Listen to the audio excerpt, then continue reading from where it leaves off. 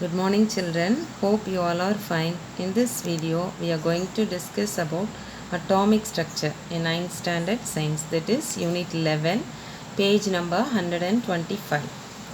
We all know about atoms. The smallest particle of a chemical element is an atom. In the earliest period, scientists wanted to find out what are the things present in the atoms.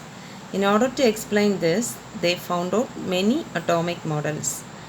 அதாவது நம்ம எல்லாருக்கும் ஆட்டம்ஸ்னால் என்னென்னு தெரியும். இந்த ஆட்டம்ஸில் என்னென்ன இருக்குது அப்படிங்கிறத scientist கண்டுபிடிக்கணும் அப்படிங்கிறதுக்காக நிறைய மாடல்ஸை உருவாக்குனாங்க. Can you recall the atomic models you know? Yes, Dalton atomic theory, J.J. Thomson model, etc. These all things you have learnt in 8th standard. Now we are going to learn the discovery of nucleus using Rutherford atomic model and Bohr model of an atom. First of all, we are going to discuss about the discovery of nucleus. At first, in the year 1911, Rutherford, a scientist from New Zealand, has performed his experiments of bombarding a thin gold foil with alpha particles. What is meant by alpha particles? It is nothing but the positively charged particles. Positively charged particles is called as alpha particles. Can you guess why he selected gold? He selected gold because of the property of malleability. In standard 8th, we all have learned the properties of metals. Can you name the properties of metals? Yes, ductility, tensile strength, malleability, etc. Then what is meant by malleability? Malleability na enna? அதாவது அந்த மெட்டலை தின் லேயராக நம்மளால் என்ன செய்ய முடியும், மாற்ற முடியும். அதுதான் malleable property அப்படின்னு சொல்லி நம்ம சொல்கிறோம். Gold is the most malleable metal. So Rutherford used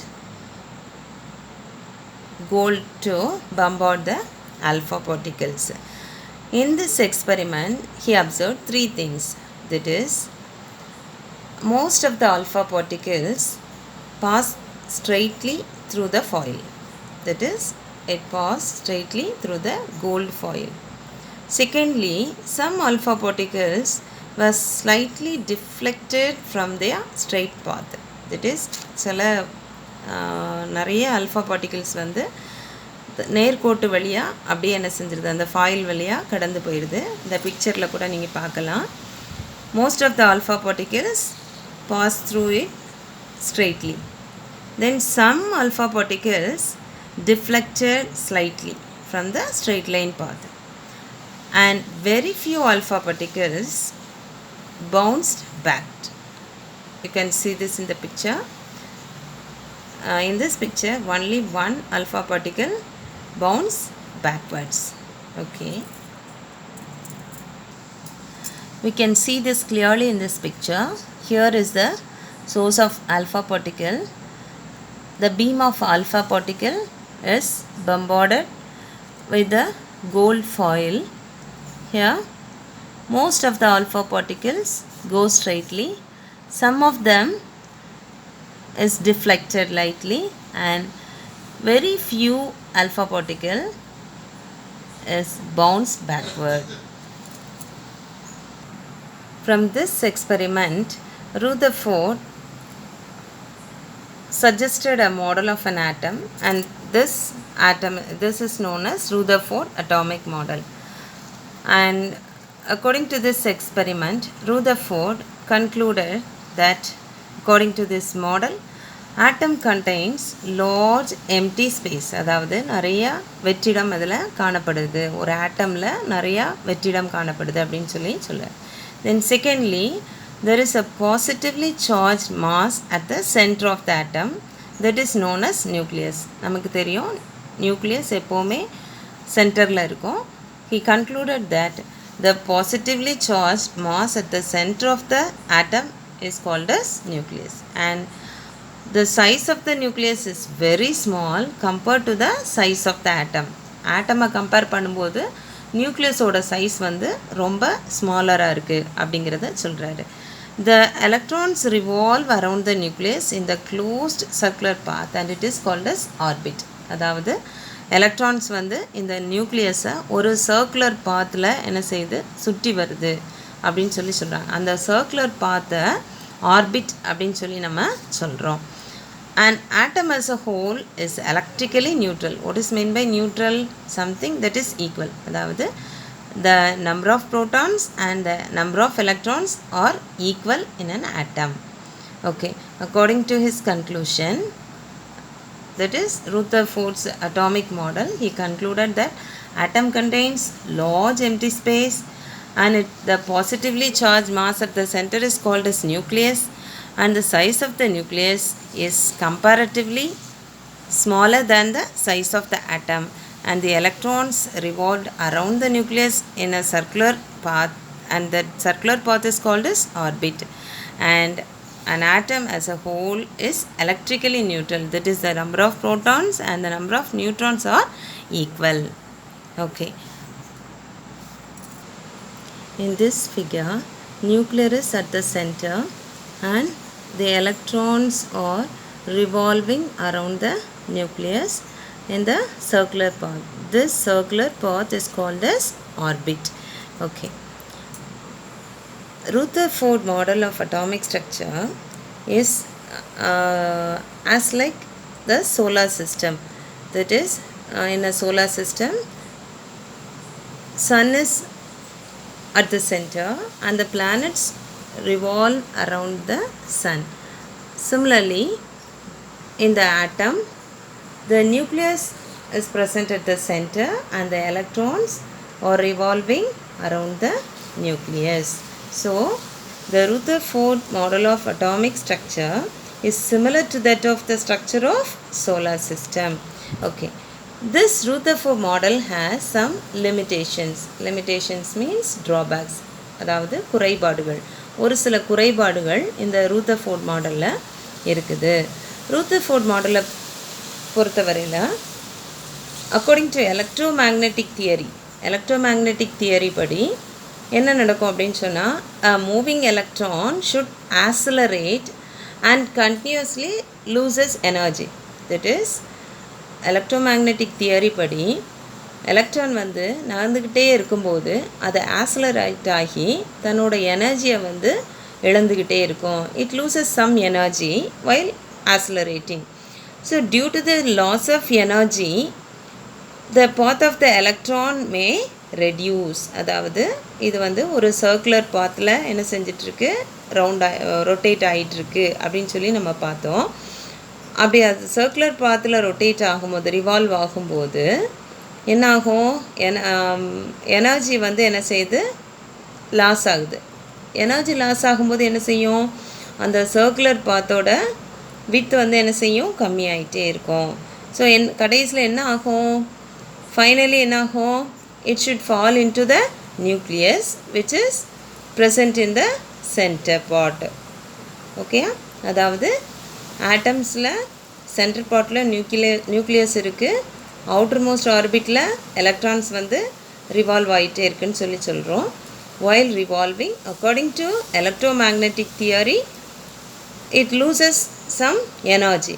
According to the loss of energy, finally it falls into the nucleus. That is, the electrons may falls into the nucleus. So if it happens, atoms becomes unstable. Atom வந்து unstable என்ன செஞ்சிரும், மாறிடும். But atoms are stable. We know that atoms are stable. Thus, Rutherford's model failed to explain the stability of an atom. நமக்கு நல்லா தெரியும் ஆட்டம்ங்கிறது ஸ்டேபிளாக இருக்கக்கூடியது. அப்போது இந்த ரூதர்ஃபோர்ட் ஆட்டம் மாடல் வந்து அந்த ஸ்டெபிலிட்டியை வந்து எக்ஸ்பிளைன் பண்ண தவறிடுது. ஸோ இதில் ரூதர்ஃபோர்ட் மாடலில் அந்த ஸ்டெபிலிட்டியை இதால் எக்ஸ்பிளைன் பண்ண முடியாததுனால இந்த மாடல் வந்து ஒரு ஃபெயிலியராக மாறி போகுது. Due to the limitations of Rutherford's model, Bohr found out another model of an atom that is called as Bohr's model of atom. In 1913, Niels Bohr is a Danish physicist. He explained the stability of atoms in different manners. According to his model, the important postulates are: in atoms, the electrons revolve around the nucleus in a stationary circular path. What is meant by stationary? ஒரு நிலையான ஒரு வட்ட பாதையில் அது இயங்கி கொண்டிருக்கிறது. And this stationary circular paths is called as orbits or shells or energy levels. According to Bohr, the stationary circular path is called as orbits or shells or energy levels. While revolving around the nucleus in an orbit, the electrons neither loses or nor gain energy. According to Rutherford, while orbiting the nucleus, the electrons loses some energy.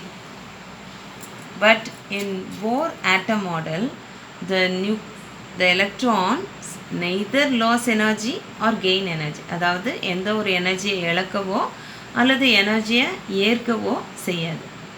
An electron in a shell can move to a higher or lower energy. அதாவது higher energy லெவலுக்கோ அல்லது lower energy லெவலுக்கோ அது என்ன செய்ய முடியும்?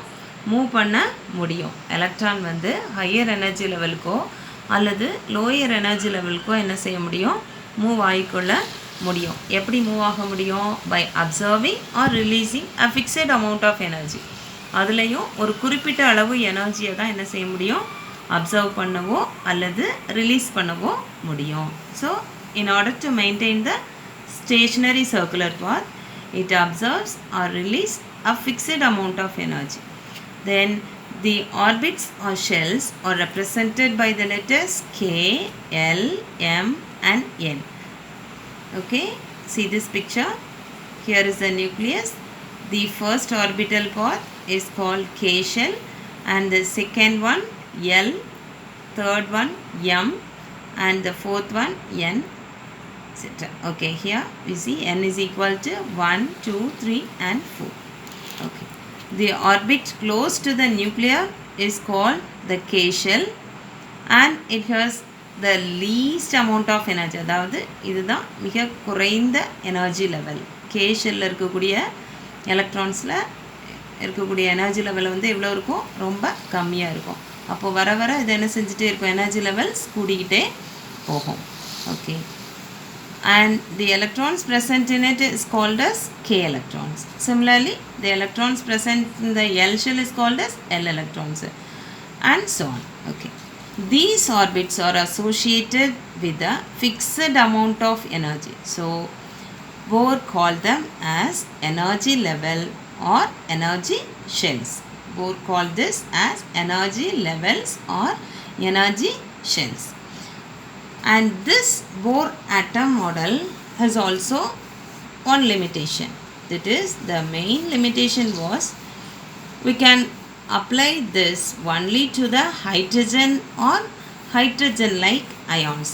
For example, helium, lithium and beryllium and so on.